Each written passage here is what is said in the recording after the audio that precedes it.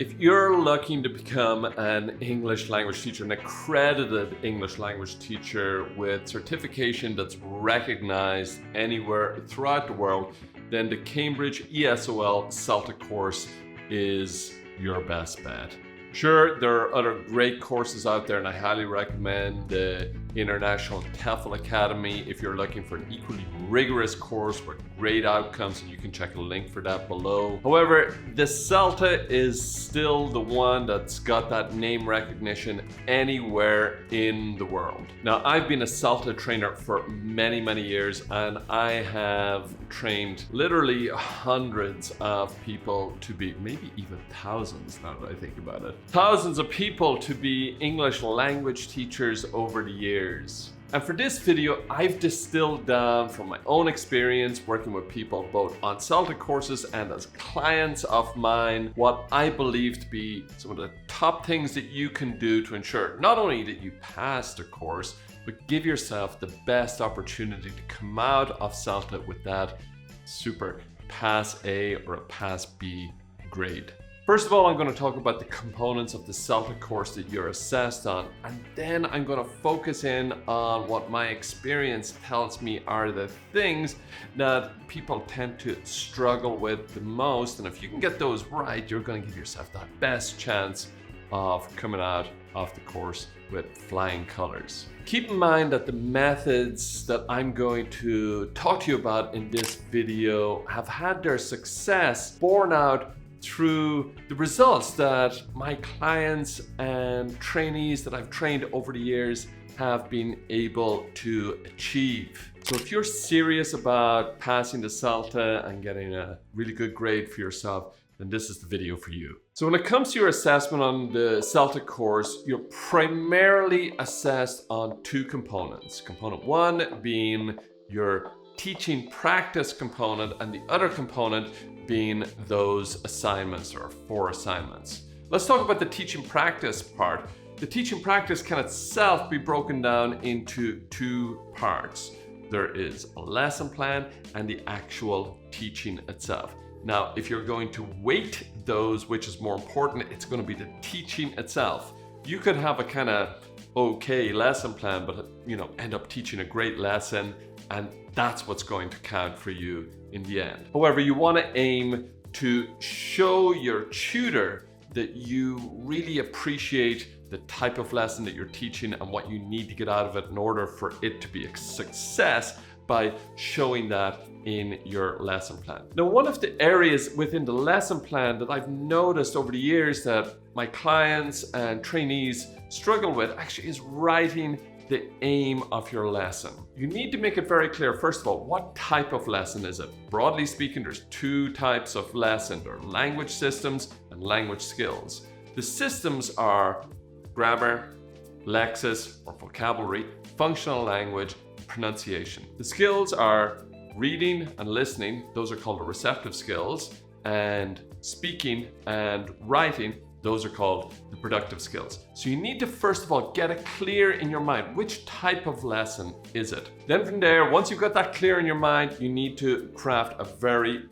clear aim. I always like to use the wording, by the end of the lesson, students will have, and then follow that up with an action verb. Surprisingly, I tell people avoid using verbs like understand, learn, and teach, because these things are actually very hard to measure. How can you learn how much a person has learned? How can you measure how much a person has been taught? What you can measure are verbs like practice. I could come up with a lesson aim like, by the end of the lesson, students will have practiced the present perfect in the context of life experiences. I'll be able to see that in the lesson if students do indeed do a controlled practice and a free practice activity. If they do those activities, then I can say that that aim has been achieved. So really focus in on getting those lesson aims very clear. They don't need to be elaborate, don't need to contain a lot of elements. In fact, keep them quite narrow, and then you've got a better chance of successfully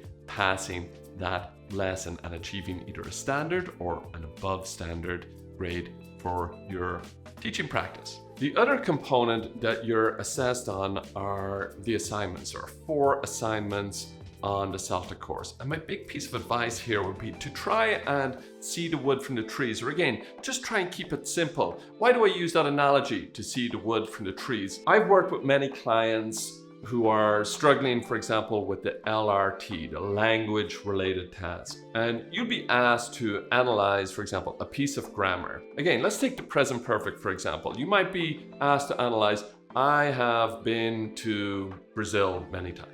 Have been is the part that's underlined, and you're asked to analyze that. Now, sometimes I'll see trainees or clients of mine, they want to analyze what does the verb be mean, and what does the verb have mean, and what does the proper noun Brazil mean, and what does to mean, and all of this. No, it's have and been is just an example of the present perfect grammar. What you need to analyze there is the form is have plus past participle. This is called the present perfect. The meaning is experience, and the pronunciation is the contraction I have, I've. That's all that you need to do. So really, you just got to keep your focus quite narrow when it comes to doing the assignments. And this applies for all 4 of the assignments. Really try and zero in on what is the most important part here to help my students. The next big piece of advice that I can give you to really prepare yourself to be successful on the CELTA course, it's about how you teach, not so much about your materials. Again, I've worked with people over the years who spend hours and hours designing beautiful PowerPoints and really getting into a high level of graphic design. But then their teaching suffers, or the teaching of the lesson has become, quite high teacher talking time, and it's not very student-centered. Now, part of my work is as an instructional designer, so I spend a lot of time designing what I hope are quite nice materials. However, my primary role is as a teacher. The primary objective is to help the learners get to that learning objective. So my strong advice to you is focus on techniques, focus on methods more than focusing on your PowerPoint. That's not to say just to throw together any shoddy, bad materials. No, your materials, of course, do need attention, and you should be submitting professional materials. However, your primary focus needs to be on what's the appropriate technique here? How can I help my students the best? What's the right concept checking question to ask? Okay, here comes the quickfire round. Learn to elicit, learn to concept check, and learn when to ask for help. Why am I talking about eliciting? Eliciting is a way to keep your teacher talking time down and increase that student talking time and student engagement. Basically, what is eliciting? Eliciting is asking questions. Sometimes it's called the Socratic method. So just try and flip your mind into questions rather than telling your students. When it comes to concept checking questions, here's a rough rule of thumb. Here's how I kind of do it on the spot. I think about things like connotation. Is it positive? Is it negative? I think about register. Is it formal or informal? And I tried to think about what would be the opposite. Right away, those could be 3 concept checking questions that you can ask right on the spot. Keep your concept checking questions pretty simple if you can, and aim for, on average, there's no precise number, but on average, aim for about 3 concept checking questions. Sure, it could be 3 or 4 sometimes, maybe even 5. Sure, 1 or 2 might do it sometimes, but on average, about 3 concept checking questions should do the trick. And the last of the quickfire round there was learn to ask for help. Now, if you read the descriptors of what a Pass A student is or a Pass B student, it often talks a lot about growing independence and able to basically work by yourself. And that's absolutely true. However, I'll tell you, I've awarded A grades to some of my trainees in the past who still come and ask me questions right at the end of the course. Now, I'm still looking to see them independently plan the lesson, but maybe that strong trainee wants to check 2 ideas that both have merit, and they're really just talking through their ideas to decide what will go best for the students. Absolutely do that. Now, I must say as well, there are times when maybe you're just struggling on the course. Like, I'll tell the truth about myself. I didn't get an A on my own course, and I needed that guidance. I had experience before I came to do my own course, and I developed some bad habits. So right up until the end of my course, I was still looking for help with concept checking and how to improve my teacher talking time. And if I hadn't come to my tutors and asked for that help, who knows what would have happened? Maybe I wouldn't have passed, maybe I wouldn't be here talking to you. So really, know when to come and ask for help. And the most important piece of advice I can give you when it comes to CELTA, or indeed any TEFL course for that matter, is it's about the student. So what do I mean by this? First of all, I could say things like, don't get hung up on what's right.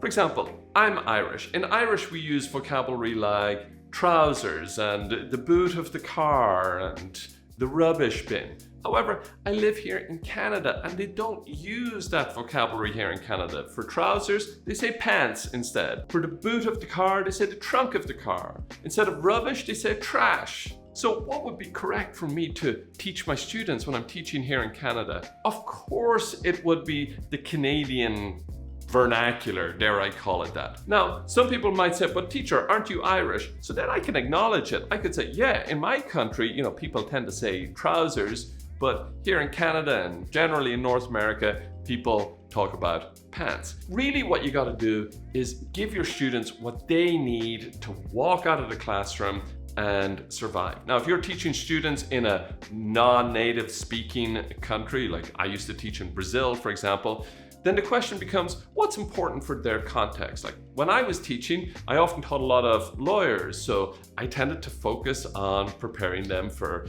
business meetings and quite formal language. However, sometimes those lawyers were saying, hey, Fergus, no, I need to focus on more general English. And I would say, why? I said, well, because I often go on vacation to Florida. So once again, okay, we're going to do general English, but we're going to focus on more North American language. Keep your students at the center of it.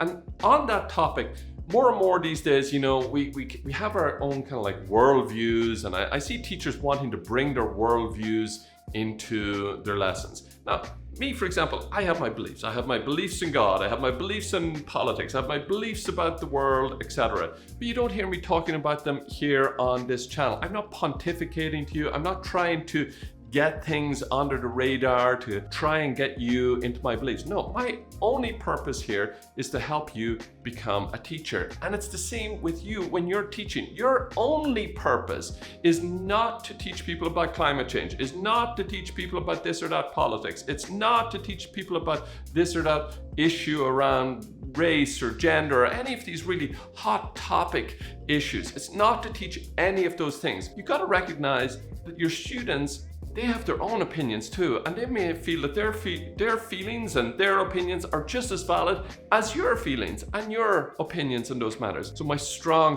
advice is tread very lightly when it comes to the contexts of your lessons. Your context of your lesson is primarily there just as a vehicle through which to teach grammar, vocabulary, functional language, pronunciation, reading, writing, speaking, and listening. So following these kinds of steps is really a sure path to being very successful on the CELTA course and maybe even coming out with that coveted pass A grade. However, I'm not going to pretend that it's easy street all the way and just do these 3 or 4 or 5 things that I tell you to do and boom, you're gonna magically get a pass A grade. It doesn't work like that. There's no one video or one book or one thing that's just do exactly that and that equals an A or a B or whatever it is. No, each of us have our own specific needs. So if you're serious about passing your CELTA and aiming for those higher grades and you don't want to have to deal with all these issues of not really knowing what you need to do next, and if you believe that getting help from somebody like me who has coached dozens, actually probably hundreds of people at this stage to achieve their goals when it comes to CELTA, TEFL, and even becoming entrepreneurs, then make sure, look at the link below, just click on that, set up a call with me, and I'll be more than happy to speak to you about those goals and set up a plan to help you achieve them. In that consultation, I'd be happy to talk to you about your English language teaching and CELTA objectives, lay out a plan to help you achieve them in the best way designed specifically for you. You know, don't take my word for it. I have multiple videos on my channel where I've interviewed people that I've worked with who have taken CELTA before. So please go ahead and check those out and listen to their word, listen to their experience of doing CELTA themselves and how they worked with me and the results that they were able to achieve. Okay, I hope this video was valuable for you, and if you choose to go ahead and set up a call with me, I'm really looking forward to speaking with you already. Thank you so much. That's all for me. Bye for now, and I'll see you in the next one.